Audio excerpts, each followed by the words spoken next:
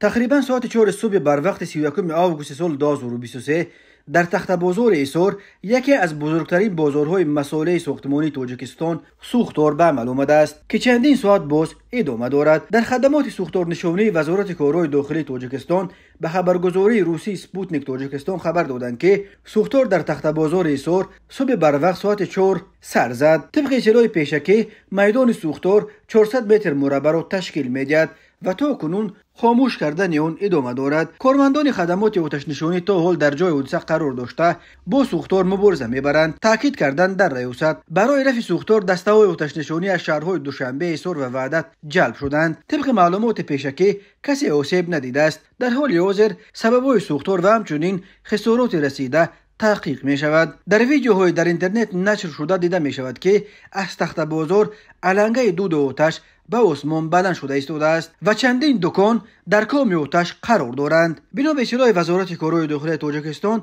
در نیمه اول سال 2023 در جمهوری 581 حادثه سوختار ثبت شده است که این نظر به 476 سوختار نیمه اول سال قبلی 106 سوختار بیشتر است. امسال در نتیجه حادثه‌های ناخوش سوختار در تاجیکستان 18 نفر از جمله 9 نابالغ جان باخته به مالکیت دولتی و شخصی شهروندان به مبلغ 9 میلیون و 376 هزار سامانی ضرر مادی رسیده است. سال گذشته تعداد حادثه‌های سوختار کمتر بود ولی ضرر رسانده شده خیلی بیشتر، 14 میلیون و 484 هزار سامانی برآورد شده بود.